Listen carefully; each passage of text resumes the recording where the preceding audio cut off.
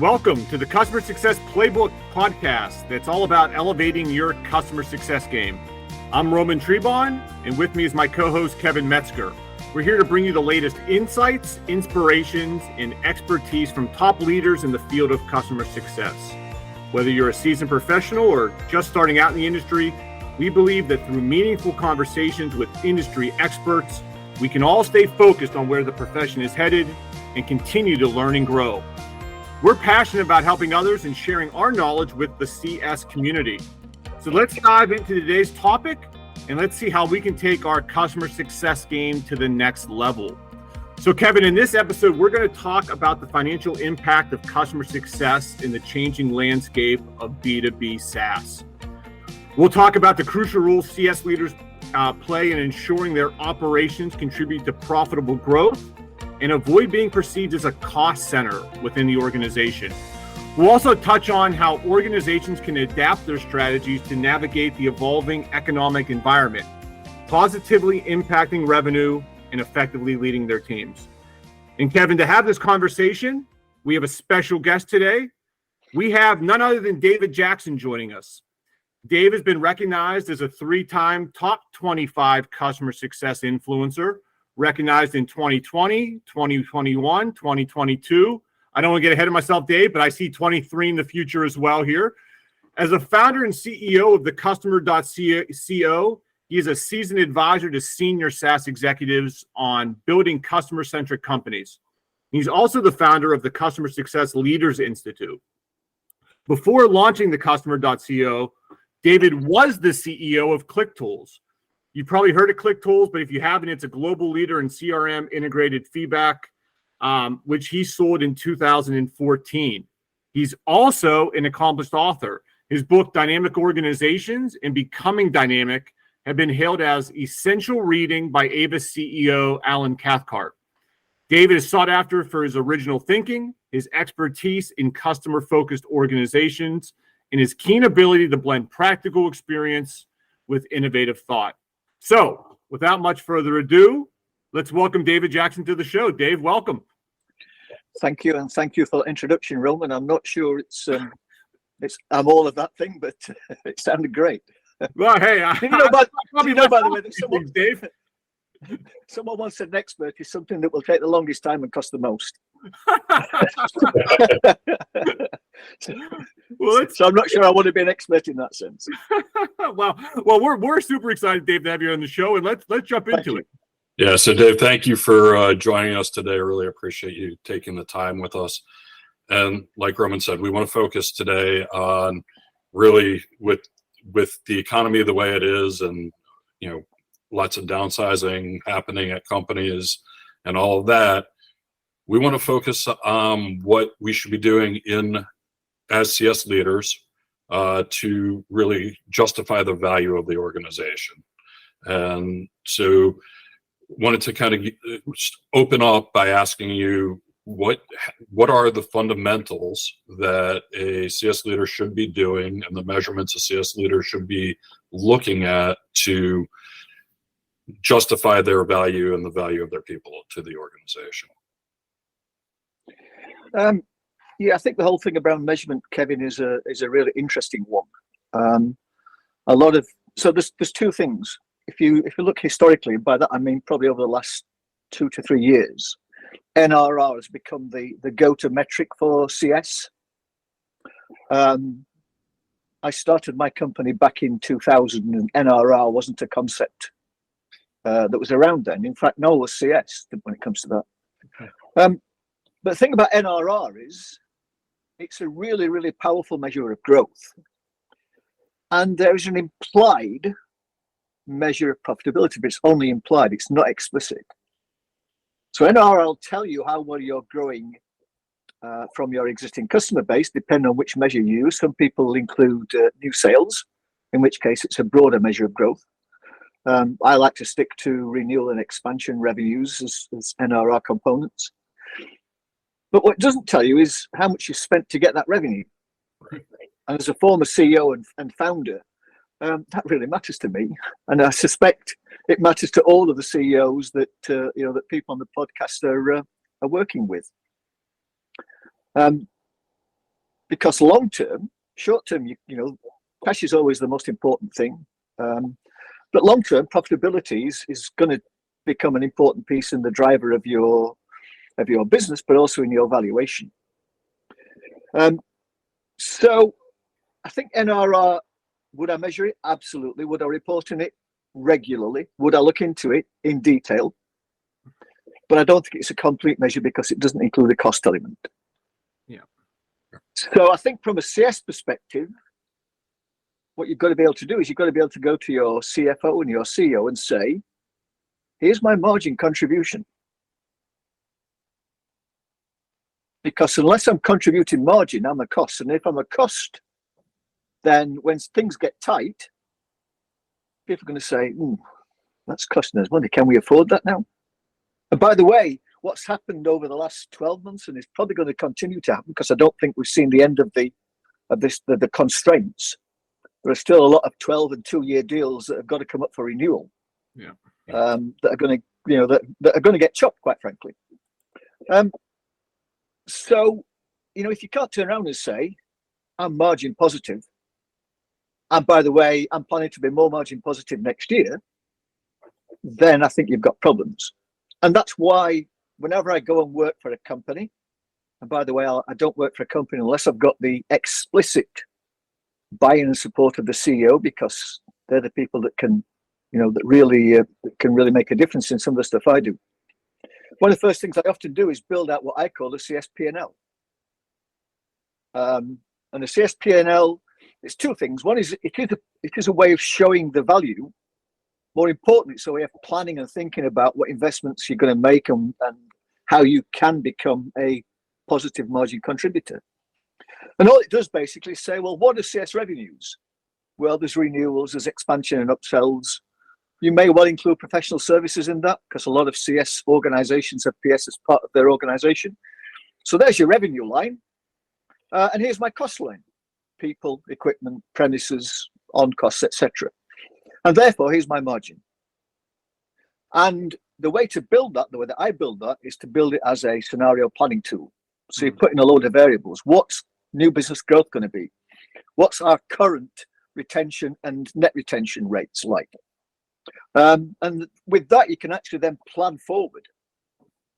And by presenting that to your CFO and your CEO, you actually have and to the rest of your team, you have a very powerful document to say, well, actually, if we continue to build at this level, we're going to end up not with 50 CSMs at the end of the year, but maybe 70 or 85, because we need that with our current delivery model to service the new and existing customers. Yeah. And then you can turn and say, well, actually, what happens if we invest in something else? What happens if we say, well, let's take some of our CS budget and spend it on product, improving the product so that we actually need less. So we actually build customer success into the product.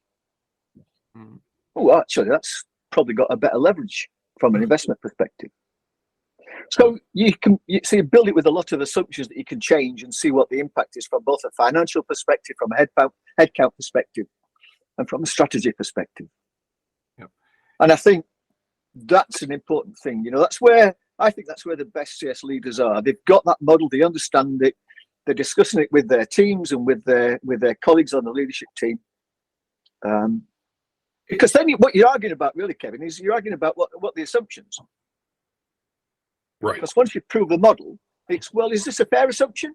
Okay, well, what's the most likely? What's the best case? What's the worst case? How does that affect our hiring plan, our investment plan, and our margin contribution? And Dave, as you go into these organizations, and you're working on the CSPNL model, I mean, a lot of times, Dave, they don't have. You're starting from ground zero with these. These companies haven't. I'm curious, as you go in here, kind of the maturity of some of these organizations that already have CS teams that maybe have not done this deep dive that this planning model that you're bringing to them. And then, how many times have you? I'm curious if you've gone through it, and maybe it was a little bit upside down from what maybe was expected as before they brought you in. Yeah, I think Roman, there's a couple of points there. One is. My field is B2B SaaS. Most SaaS organizations have got some sort of financial model.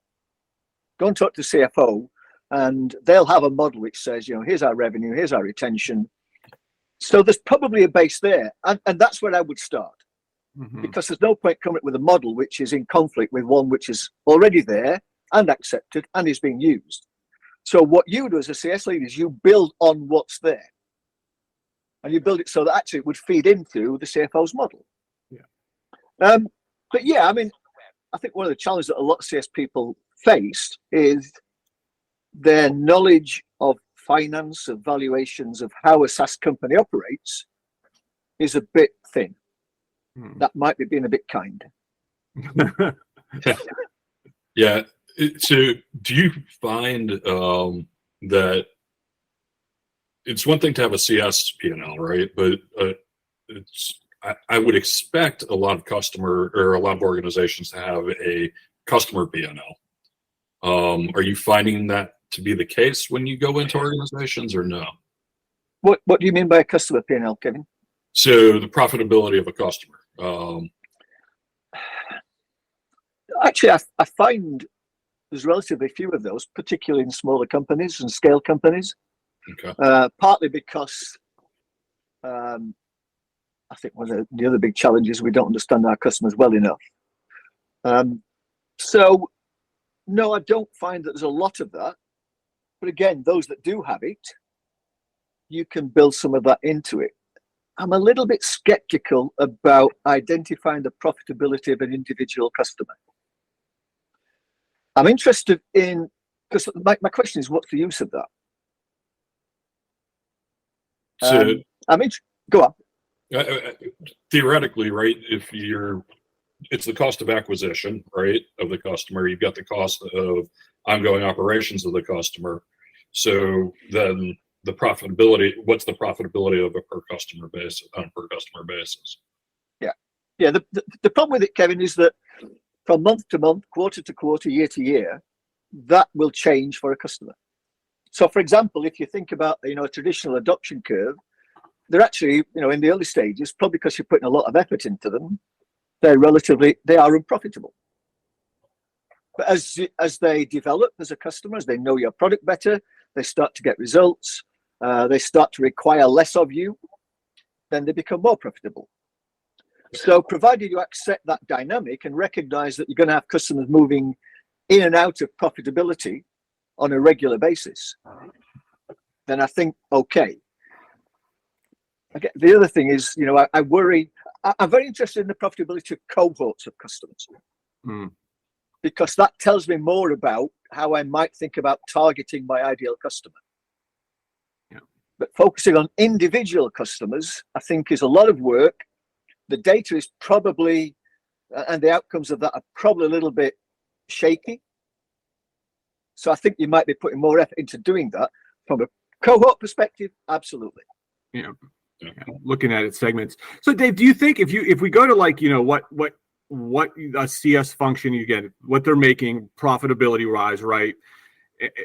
What their cost is there an opportunity moving forward? The buzz is now all around AI automation, right? I mean, it looks like that bottom line is going to get decreased. Is that, if my cost, if I can, instead of needing 70 CS folks, that if I can do the same or less because I can automate a lot of the functionality, or AI can help with this, it hopefully should drive some of my costs down. I mean, do you agree with that, Dave, or do you see? And how long do you think? I mean, are you starting to see this already, or do you think we're still a ways away from seeing that kind of impact? I think we are. If I talk about AI specifically, I think we're just starting to see the green shoots of that, but nothing more. I think the applications of AI at the moment are on improving what we currently do, and productivity is a big piece of that. I think it's probably going to be another at least 12 months, probably 2 to 3 years, before some of the more innovative people start to think about using AI in ways that we've not even thought about at the moment. And that's where we'll get the real benefits.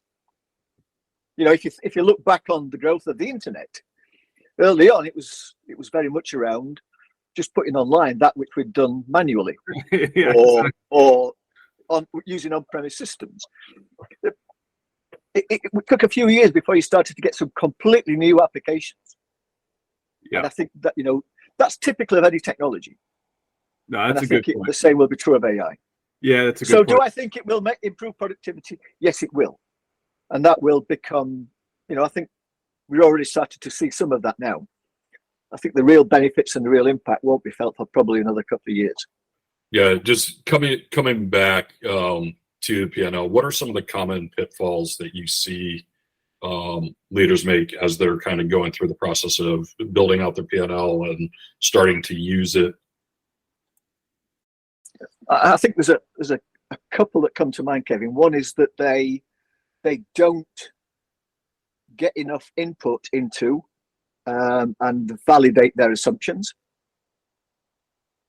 The second is they use it as a detailed planning tool rather than a guide to planning.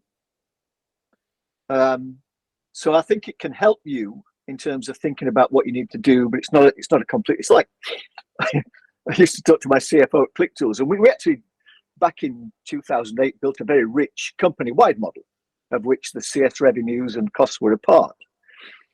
And David, he was also another Dave, he'd bring this to me and say, look, this is where we are at the moment. What do you think? I said, great, Dave, it's missing one thing. He said, what's that? I said, make it so button. It's like, these are powerful tools to helping you think through some of the issues you face, but they are not of themselves planning tools. Yeah. And I see, Dave, a kind of a rush nowadays. Like the CS is a I see organizations, especially obviously in the B2B SaaS world, it seems like running to get a CS team up. They have an account, they may have an account management function, and now it's like we have to be a CS team. And I'm as you're talking about like doing all this, the planning work to make sure you're measuring this up front, and as you continue to go, I'm curious your thoughts. I mean, you've been in the space. I mean, is this an essential function within an organization that a CS can, or where do you see the CS role? Like, if you're already a profitable company, is it a must-have? Is it a nice-to-have, or is it it depends on your client base and where you want to go as an organization? Yeah, I think I want to separate out two things there, Roman. One is I think CS capability is a must-have. You must have the ability to identify your chosen customers, to sell them on the basis of improving measurable results, and the ability to deliver that and to measure that. Do you need a CS department to do that? No, I don't think you do. There's a guy who runs a fairly successful organization. He wrote a book. I don't know if it's in the book or in a podcast that he did about the book. But basically his line was, any organization that creates a CS department is stupid. And this is a guy called Frank Slootman, who is the CEO of Snowflake. Now, Snowflake has a massive NRR, it has a massive NPS, and it does have a few CSMs. But what Slootman says, and I agree with entirely, is as soon as you create a separate department, the rest of the organization says that's their responsibility and forgets all about it. Whereas if we truly believe, and if you go back to Dan Steinman and Nick Mehta and that book, law number one says there's a company-wide philosophy. Well, if that's the case, then having a department specifically responsible for that could become counterproductive in the way that Slootman describes. Now, I'm a bit of a nerd, and when I saw this, I thought, oh, that's a bit counterintuitive. So I went and looked at job descriptions and other stuff. I went and listened to podcasts from their CRO. And customer success in terms of delivering improvements in customers' performance is writ large in how they sell, what they sell, and in account management roles, in customer support roles, and a number of other roles.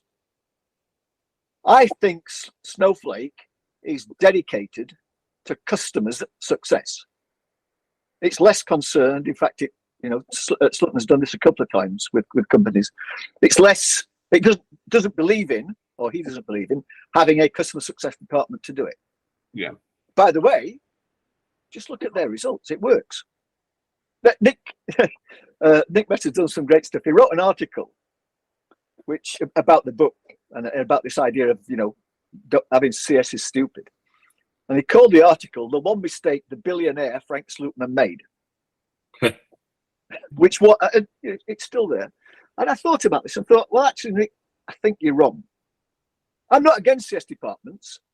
I am against people who say that's the only way to deliver customer success capabilities. Yeah. So I wrote a response to Nick. It's called "The One Mistake the Millionaire Nick Meta Made." and look, so to go back to your point, Roman, do I think that if you're interested in this, you have to start by creating the CS department? No. You start by creating a deep understanding of how you improve the measurable results of your key roles in your chosen customers. Yeah. And then you say, how can we build that? And by the way, you might have some people doing some of that stuff already. So I happen to believe that, people argue about the difference between CS and account management. I think account management done properly, by which I mean you look at opportunities based on how they can add value to those customers, which, by the way, is also the way I think you should sell, initial sales. Then, what's the difference between that and CS? Yeah. So really, you're saying it's about developing a culture that's focused on the customer success. It's top down. Yeah, culture is part of it, Kevin. But if you start to unpick what culture is, then a key part of culture is how people work and how they are taught to work and guided to work. So it comes down to, I think, from a delivering measurable results perspective, to be very clear across the company about your ideal customers.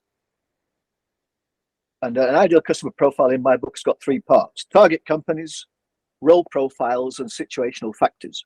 So ideal companies, it's these sorts of organizations. Role profiles, I think that some people call them personas. I'm not a fan of that because of the connotations with how that's used in B2C marketing, Yeah.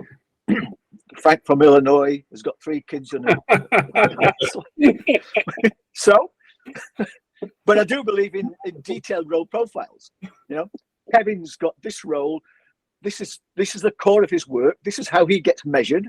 This is what he worries about. This is where he turns to for help and advice. Yeah, I think understanding that in huge detail matters. Yeah. And then the third point, the situational factors.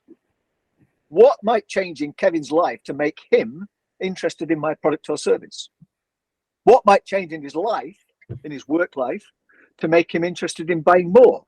What might change in his life to start to think, actually, I don't need that anymore. So understanding those situational factors, I think, are key.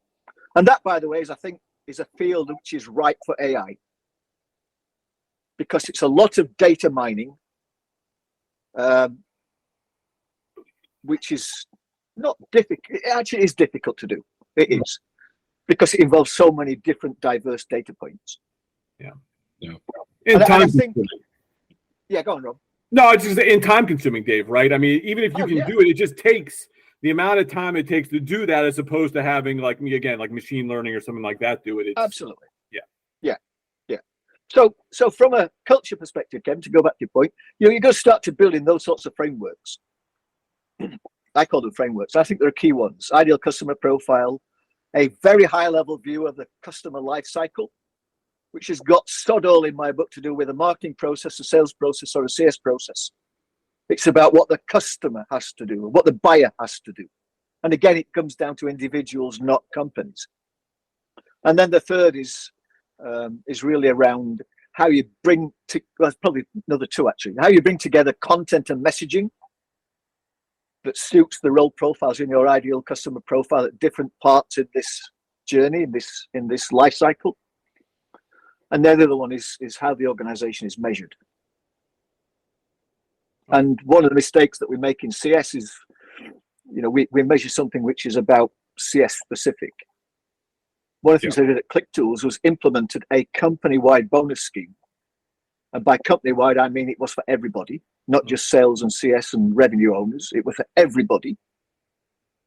The bookkeeper, the accountant, the engineers, the product people, the HR people, anybody and everybody that worked in the company.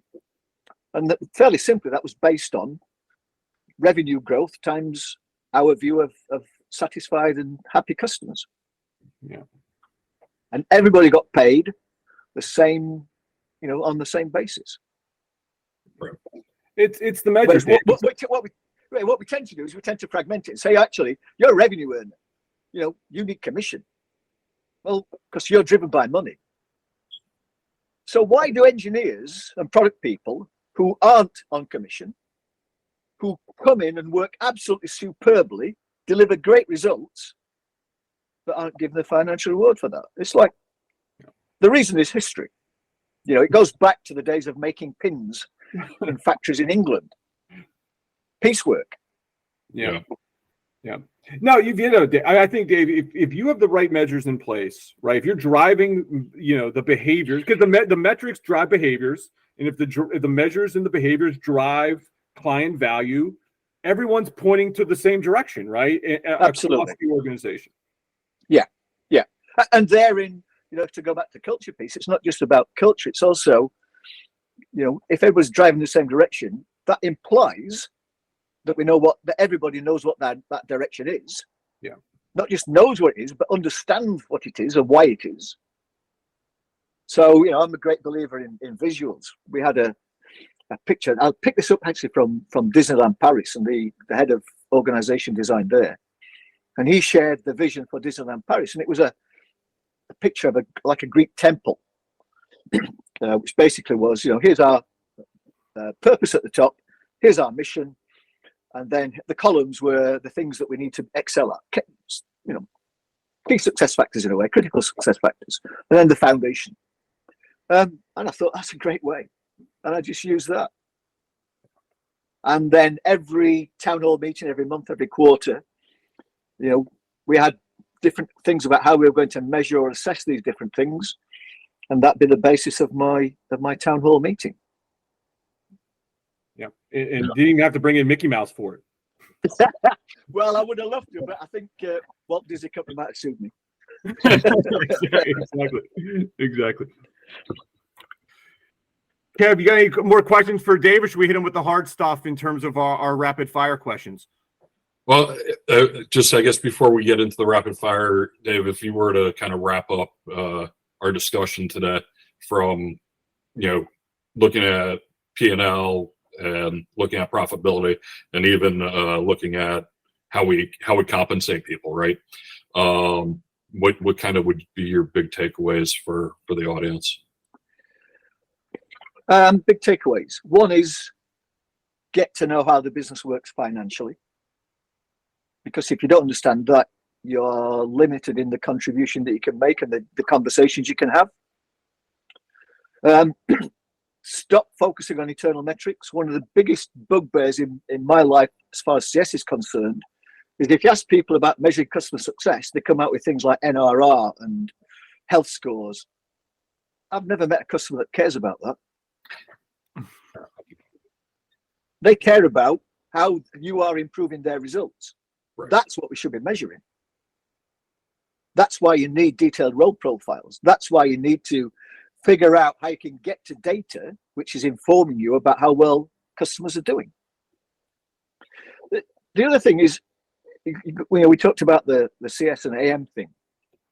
I find for some reason customer success folks, many, not all, but they're obsessed with what's the difference between customer success and customer support, customer success and account management, customer services. Again, I have never met a customer that gives a toss. Right. It's like, why bother? Don't, stop looking at things that you need to own and start thinking about how you can collaborate better to deliver better outcomes for the customer and the business. Yep. So, and part of that is, at times, we've got to stop focusing on what's right for CS and really think about what's right for the customer and the business. It's not right what's right for the customer or the business. because one of the mistakes that many people make is they see things in trade-offs. We can either do that, or we can do, we can have great quality, but it's going to cost us. The really bright people look for what I call and answers. How can we do that and that? Mm-hmm. Because if you pose that question to yourself and to your teams, that's going to require a deeper level of understanding, a deeper level of thinking, and it's probably going to come out with a more innovative and sustainable solution. But we don't do it because it's hard work. Yep. And we don't like hard work. So I think I think they'd be my takeaways, Kevin, Roman. No, this is great, Dave. Thanks so much. And now we hit you with the hard questions. Okay, Dave, we got 5 rapid fire questions for you. All right. Okay. So off the cuff here, ready? So first one, you an early bird or night owl, Dave? I'm a night owl. Night owl. All right. I see a jersey in the back. So do you have a favorite sport to watch or play? My sports taste is quite eclectic. The jersey in the background is an English rugby union international, nice. But I'm also a big soccer fan. Leicester? Are you? No. My team, like Leicester, we're relegated. My team is Leeds United. I thought once you said not Leeds, I thought maybe you stayed up top, but I'm sorry you were still impacted. No. One place you'd want to travel that you've never been? Ooh, that's hard because I've been to quite a lot of places. Antarctica. Oh, okay, nice. Hobby outside of when you're working, Dave, that helps you unwind? 2 things. One is gym. So I had a big health scare last year, so I've got really into gym work and swimming. Nice. And the second one, which I don't do enough of, probably because I'm not particularly good at it, is watercolor painting. Awesome. Well, you and Kevin should get it. Kevin's an awesome painter, actually. So, right. Kev, you do watercolor? What kind of painting do you do? I've done oil, and I've started using wax and crayons, melting wax and crayons. Well, look at this. Well, that's that's our next podcast. That's a different episode. Dave, last question. You have a book recommendation for our audience? Yeah, I'm going to be selfish here. A lot of what I've talked about is in a book I wrote a couple of years ago called Customer-Led Growth, a CEO's Guide to Building a B2B SaaS Company. Awesome. Yeah, make sure you guys pick that up. And so, Dave, thanks so much. And with that, that's a wrap for this episode of the Customer Success Playbook. We hope you found our conversation with Dave insightful and helpful as you navigate the internal and external challenges in your organization. So if you like our podcast, make sure to spread the word. Like, subscribe, comment, share it with your friends and colleagues. Join us again next time as we continue to explore the profession and help you grow. Until then, keep learning, keep growing, and take your customer success game to the next level. Keep on playing.